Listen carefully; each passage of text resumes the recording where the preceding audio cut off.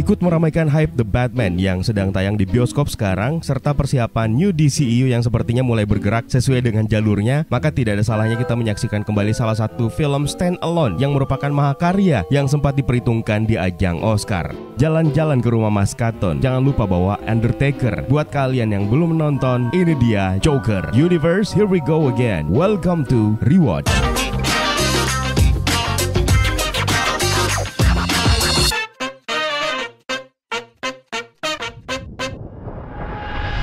Film ini disutradarai oleh Todd Phillips, dirilis pada tahun 2019 dan dibintangi oleh Joaquin Phoenix sebagai Arthur Fleck alias Joker, Robert De Niro sebagai Marie Franklin, Zazie Beetz sebagai Sophie Damon, Frances Conroy sebagai Penny Fleck, dan ada Brad Cullen sebagai Thomas Wayne. Seperti biasa sebelum kita mulai, kita harus kasih spoiler warning terlebih dahulu buat kalian yang belum sempat menyaksikan film yang satu ini, agar kalian bisa merasakan cinema experience maksimal ketika menyaksikannya.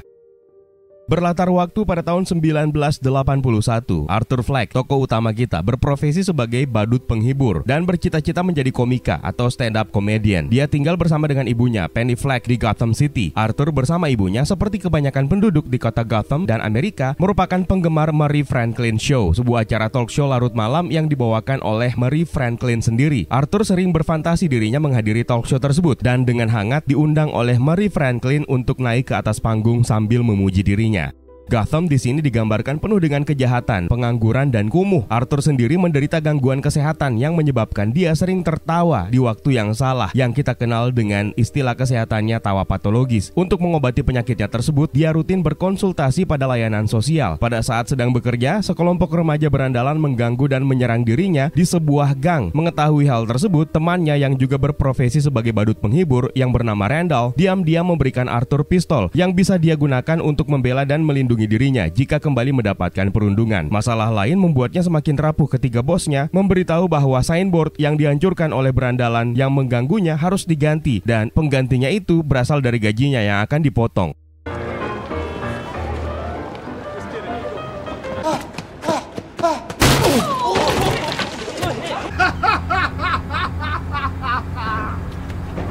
Sekembalinya ke apartemen, Arthur bertemu untuk pertama kalinya dengan tetangganya, seorang ibu tunggal yang bernama Sophie Damon. Dia lalu membayangkan kedekatannya dengan Sophie sambil menekuni untuk membuat naskah stand-up komedinya.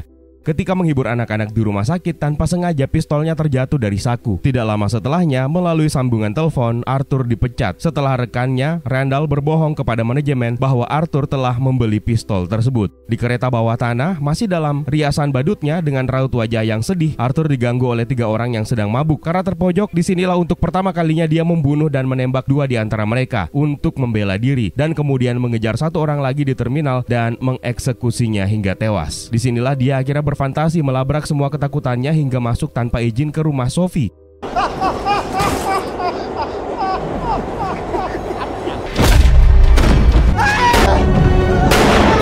Kejadian pembunuhan 3 orang tersebut dikutuk oleh calon wali kota sekaligus miliarder, yaitu Thomas Wayne. Rupanya 3 orang tersebut adalah karyawan Wayne Enterprises yang bekerja di Wall Street. Thomas Wayne pun menyebut mereka yang iri pada orang-orang sukses sebagai badut. Ini malah menimbulkan demonstrasi besar-besaran untuk menentang orang kaya kota Gotham, dengan para pengunjuk rasa yang mengenakan topeng badut sebagai gambaran perjuangan mereka dengan gambar Arthur di topeng tersebut.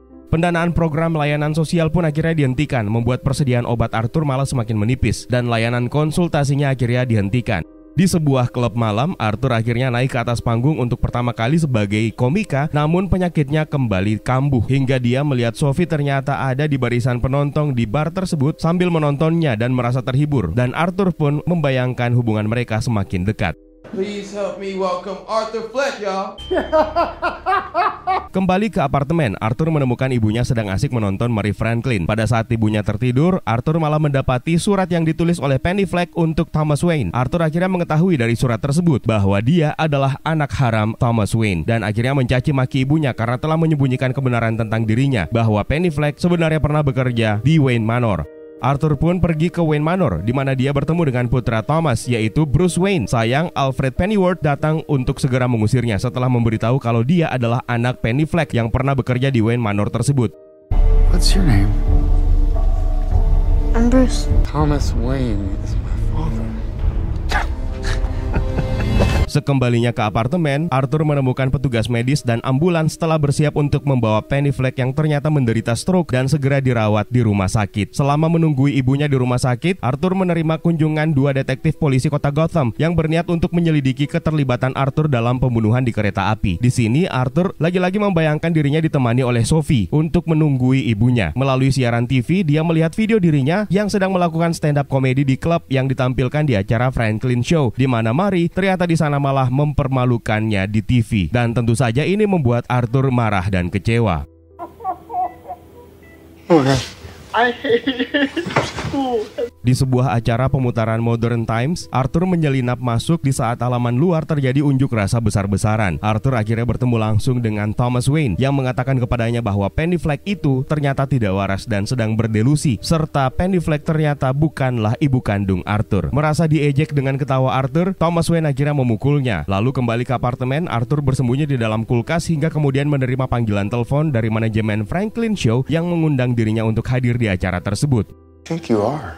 Well, that's impossible because you're adopted. It's me.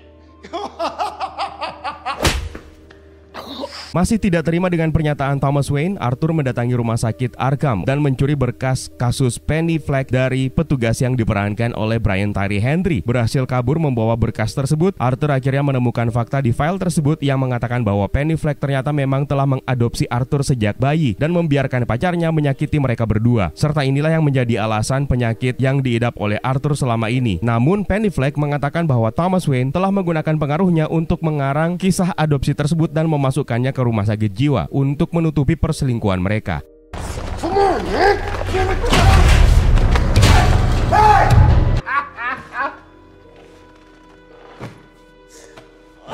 Karena marah dan bingung, Arthur akhirnya kembali ke apartemen dan masuk tanpa izin ke rumah Sophie. Karena takut, Sophie pun memintanya pergi, hingga terungkap kalau ternyata pertemuan mereka sebelumnya sebenarnya adalah delusi Arthur. Oh my God, what are you doing in here?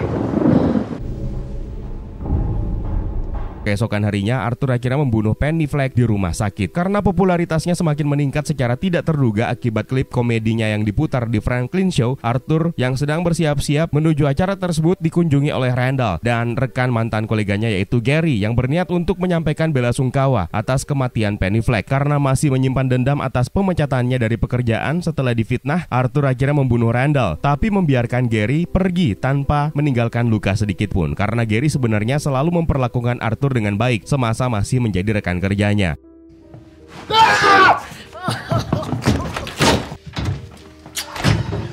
Di perjalanan menuju studio, Arthur dikejar oleh 2 orang detektif menuju kereta yang dipenuhi dengan beberapa pengunjuk rasa dengan topeng badut. Seorang detektif secara tidak sengaja malah menembak seorang pengunjuk rasa di dalam kereta tersebut hingga akhirnya memicu kerusuhan dan memungkinkan Arthur bisa kabur dan menghindar dari kejaran.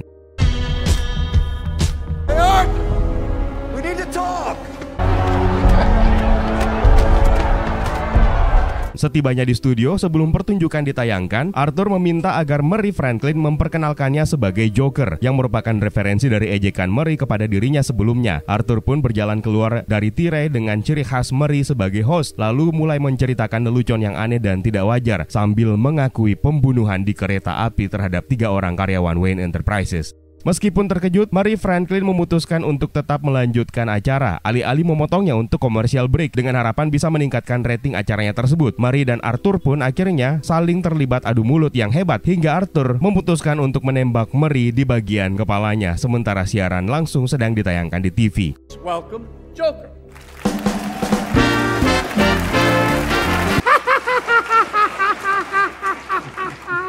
Kerusuhan pun pecah dan di saat bersamaan Arthur ditangkap oleh Gotham City Police Department. Di perjalanan, sepasang badut menabrakkan ambulans curian ke mobil polisi yang menahan Joker dan mereka pun akhirnya menolongnya. Meskipun terluka parah, Arthur mengembangkan senyum jahatnya dengan ukiran darah dari mulutnya dan inilah transformasinya sebagai Joker, the Prince Clown of Crime.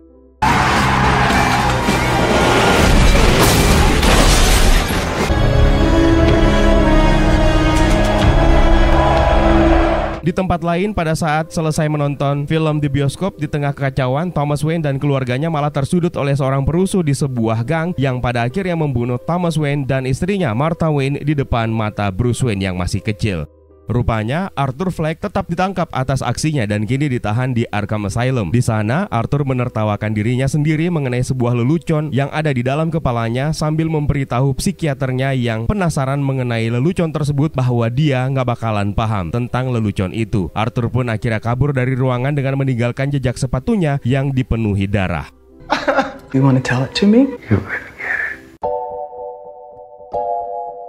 Film garapan Todd Phillips ini sebenarnya menjadi underdog karena tidak pernah diperhitungkan sebelumnya akan meraih sukses besar. Film ini bahkan mampu melampaui rekor Deadpool 2 dengan menjadi film live action adaptasi komik dengan rating R yang terlari sepanjang sejarah. Di ajang Oscar, film ini juga berjaya dengan pencapaian tertinggi di salah satu kategori bergengsi, yaitu pemeran aktor terbaik yang diraih oleh Joaquin Phoenix. Aktingnya memang patut diacungi jempol, memperlihatkan dedikasinya sebagai aktor terbaik dengan mendalami peran Joker yang mengidap skizofrenia dan pseudobulbar efek, serta bahkan sampai rela menurunkan berat badannya. Satu keajaiban lainnya, film ini terbilang cukup irit modal untuk seukuran film live action adaptasi komik, namun mampu memaksimalkan dan meraih keuntungan signifikan. Makanya wajar jika Warner Brothers mempertimbangkan untuk membuat sequelnya yang akhirnya terkonfirmasi kalau memang film kedua Joker sedang dikerjakan oleh sang sutradara Todd Phillips. Joaquin Phoenix sendiri merupakan aktor ke-6 yang memerankan karakter Joker ini versi live action dan aktor dewasa ketiga yang melakukan peran tersebut pada usia 44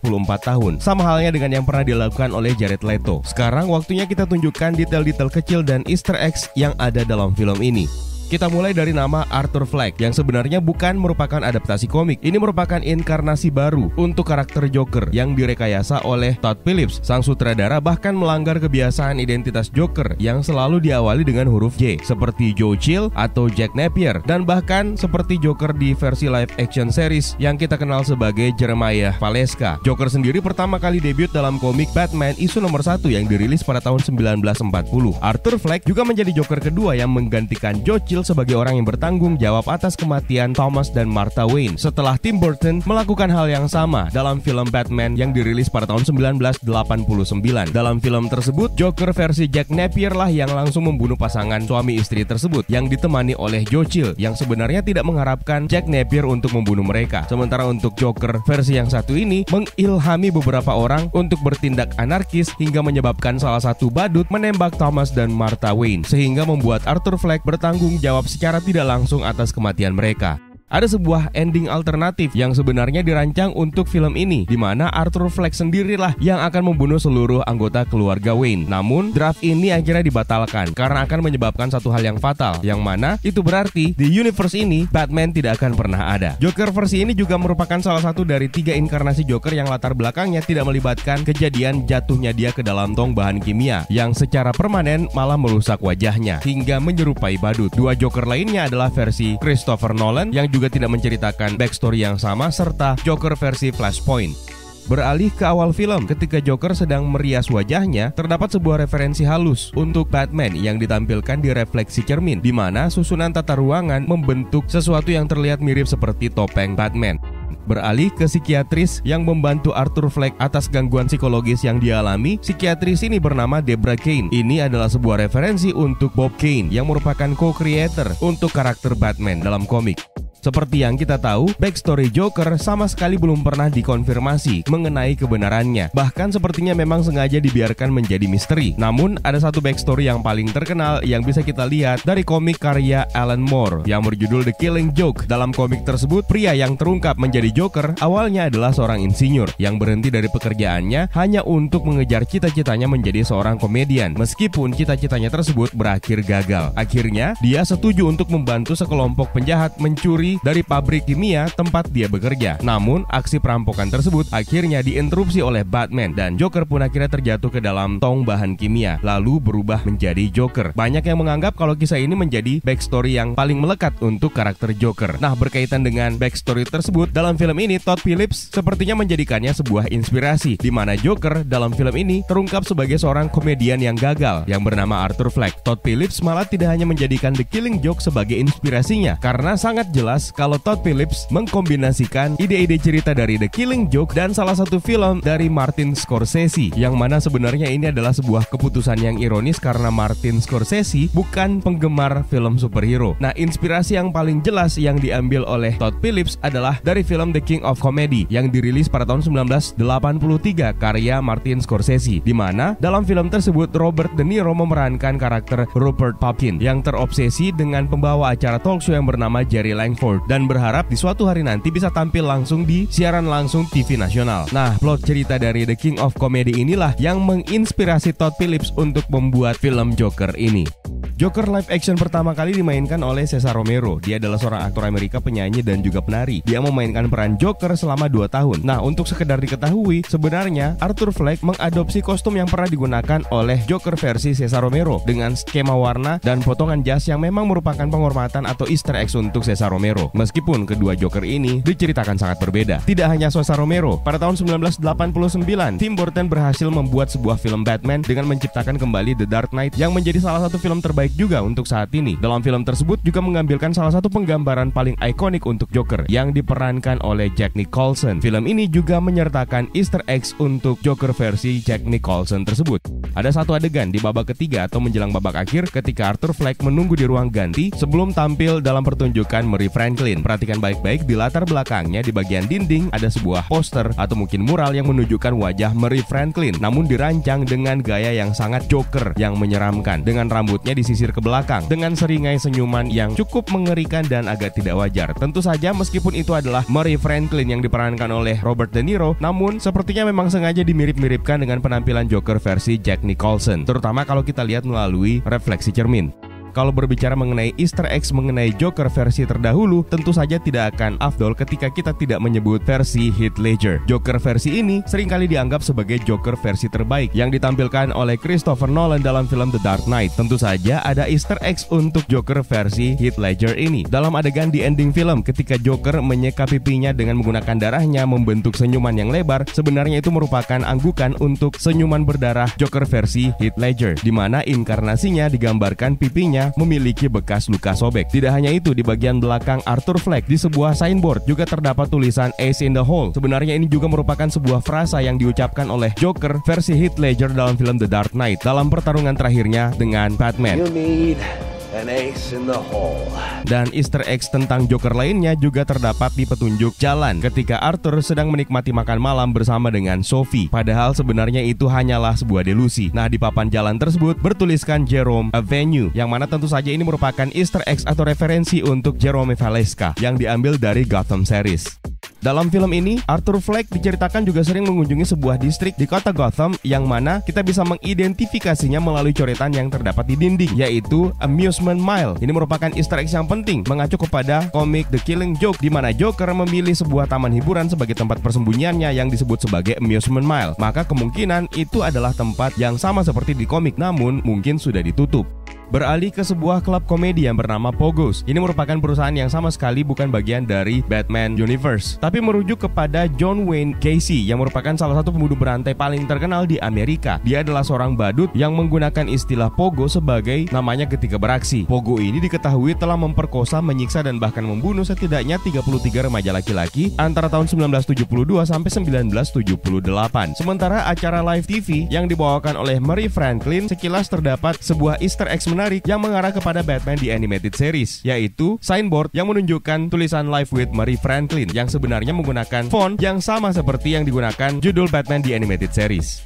Arthur Fleck lalu bertemu dengan Thomas Wayne dalam pertunjukan pemutaran film Modern Times, Charlie Chaplin. Sebenarnya film ini juga merupakan film yang menginfluence Todd Phillips untuk membuat alur cerita Joker, di mana Charlie Chaplin menggunakan persona badutnya dan memiliki mental breakdown. Arthur juga dikejar-kejar oleh dua orang detektif dari kepolisian Gotham. Salah satu dari mereka bernama Burke. Sebenarnya ini juga merupakan sebuah Easter eggs untuk karakter Thomas Burke, yang mana dalam komik diceritakan dia sebagai seorang detektif juga. Pertama kali ditampilkan dalam komik Detective Comics isu nomor 748 yang dirilis pada tahun 2000. Karakter yang satu ini memang memiliki keahlian dalam hal investigasi kriminologi.